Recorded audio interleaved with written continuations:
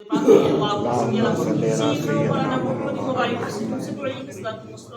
يا رسول الله يا نبي الله يا حبيب الله صلى الله عليه وسلم.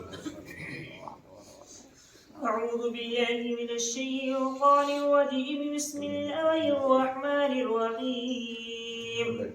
اللہ کے نام سے شروع جو نہایت مہربان اور رحمت والا ہے. وَلَوْ جَعَلْنَاهُ قُرْآنًا أَعْجَمِيًّا لَقَالُوا لَوْلَا فُصِّلَتْ آيَاتُهُ أَعْجَمِيٌّ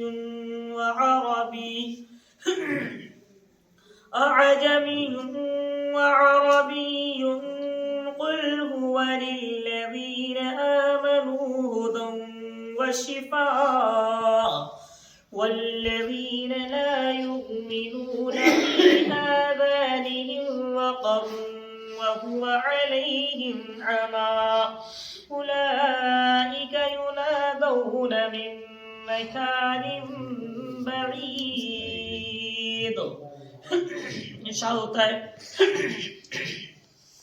اور اگر ہم اسے عجمی زبان کا قرآن عطا کرتے تو ضرور کہتے کہ اس کی آیتیں کیوں نہ کھولی گئیں. کیا کتاب عجمی اور بنی عربی اور نبی عربی؟ تم فرماؤ ایمان والوں کے لیے ہدایت اور شفا ہے، اور وہ جو ایمان نہیں لاتے ان کے کانوں میں ٹیٹ ہے اور وہ ان پر اندھا پن ہے، گویا وہ دو جگہ سے پکارے جاتے ہیں. اللہ اکبر. تبارک و تعالی ارشاد فرماتا ہے اور اگر ہم اسے عجمی زبان کا قرآن دیتے، عجمی زبان عجم کی زبان تھی، اس زبان میں اس کے بہت سے لوگوں نے یہ کہا تھا یہ تو عربی ہے تو انہیں عربی ہی کتاب دی گئی. بہت سے لوگوں نے اس وقت یہ کہا تھا کہ یہ عربی ہے تو انہیں عربی ہی کتاب دی گئی.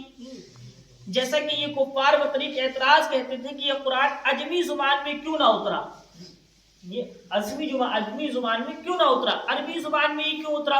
اب یہاں پر اگر کوئی فارسی بولے کیا سمجھ سکتے ہیں آپ؟ نہیں سمجھ سکتے نا. کوئی دوسری لینگویج بولے وہ بھی نہیں سمجھ سکتے.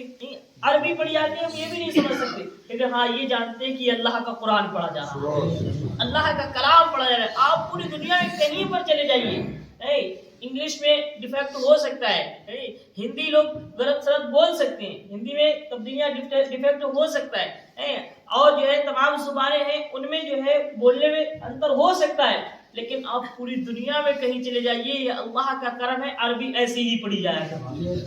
اللہ کا قرآن آپ کوئی بھی زبان والا پڑھے، کوئی بھی زبان والا پڑھے، اسی زبان میں پڑھے گا اور سب آپ کو سمجھ میں آئے گا کہ یہ اللہ کا قرآن پڑھا جا رہا ہے. یہ میرے نبی صلی اللہ علیہ وسلم کا معجزہ ہے کہ قرآن جہاں بھی پڑھا جاتا ہے عربی زبان میں ہی پڑھا جاتا ہے اور سب سمجھتے بھی ہیں.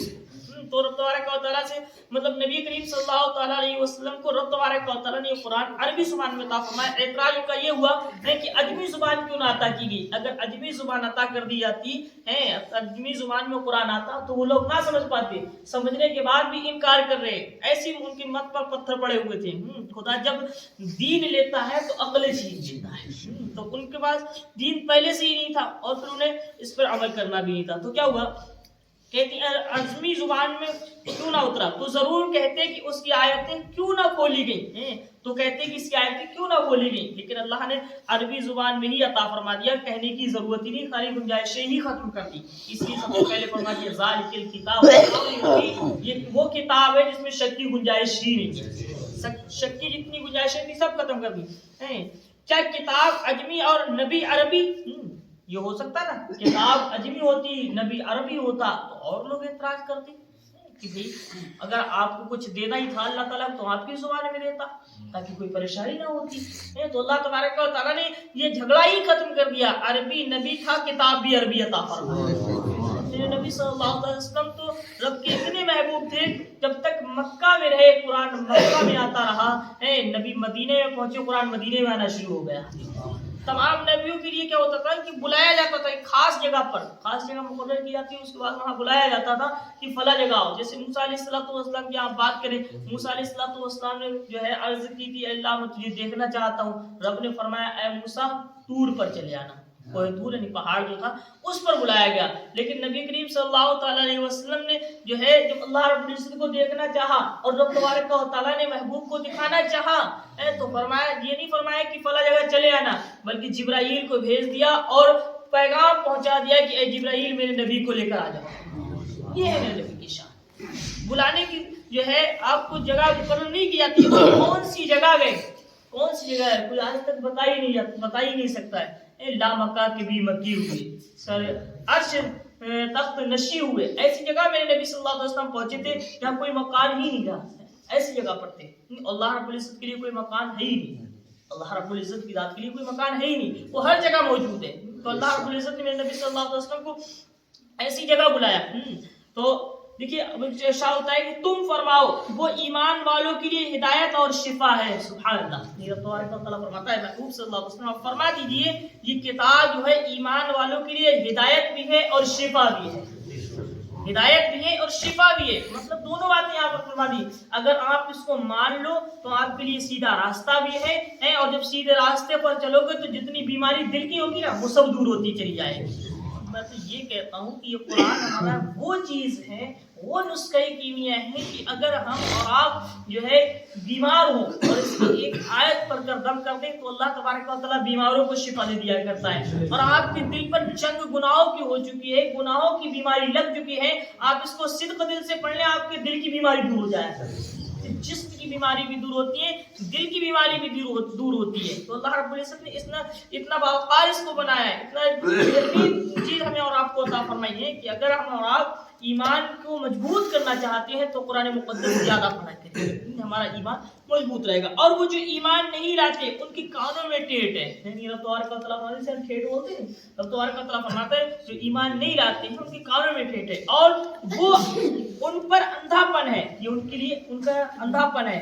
گویا وہ دو جگہ سے پکارے جاتے ہیں. مطلب کیا ہے کہ یعنی وہ اپنے عدل و قبول سے اس حالت کو پہنچیں گے جیسا کہ کسی دور سے پکارا جائے, کسی کو دور سے پکارا جائے تو وہ پکارنے والے کی بات نہ سنے اور نہ سمجھے. وہ اس طریقے کے ہے کسی کو دور سے بلایا جا رہا ہے اور نہ وہ سن پا رہا ہے نہ وہ سمجھ پا رہا ہے کہ سامنے والا کیا کہہ رہا ہے, نہ اس کے کانوں تک آواز پہنچ رہی.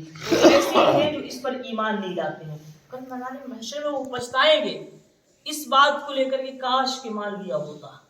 کل میدان محشر میں ہم بھی پچھتا رہے ہوں گے, آپ بھی پچھتا رہے ہوں گے, اور لوگ بھی پچھتا رہے ہوں گے. وہ کس طریقے سے, جو جن کے پاس کچھ نہیں وہ اس لیے پچھتائیں گے کہ کاش کچھ کر لیا ہوتا, جن کے پاس کچھ ہوگا وہ اس لیے پچھتائیں گے کاش کے تھوڑا اور کر لیا ہوتا. تو ہمیں اور آپ کو نیکیوں کی ضرورت ہے. اللہ رب العزت نے یہ نیکی کے بارے میں قرآن عطا فرمایا, اور یہ وہ قرآن ہے جس کا پڑھنا بھی ثواب ہے, جس کا چھونا بھی ثواب ہے. آپ پڑھ نہیں پا رہے, چھو نہیں پا رہے, جس کو آپ سن لیں تو اللہ تعالیٰ سننے کا بھی ثواب عطا فرماتا ہے. اس کا سننا بھی ثواب ہے, پڑھنا بھی ثواب, سننا بھی ثواب, اور جو ہے دیکھنا بھی ثواب. اس کا ہر طریقے سے آپ جس اینگل سے دیکھیں اللہ اس میں نیکیاں عطا فرما رہے ہیں.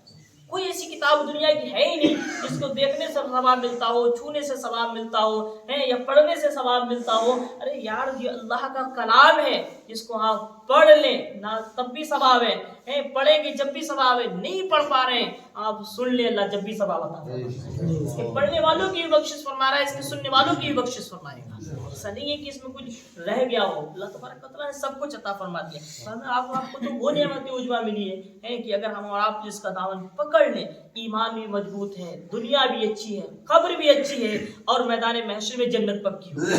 اللہ تبارک و تعالیٰ سے دعا کریں اللہ تعالیٰ ہم سب کو صحیح طریقے سے قرآن مقدس پڑھنے اور سننے سے زیادہ مولا عمل کرنے کی توفیق عطا فرمائے.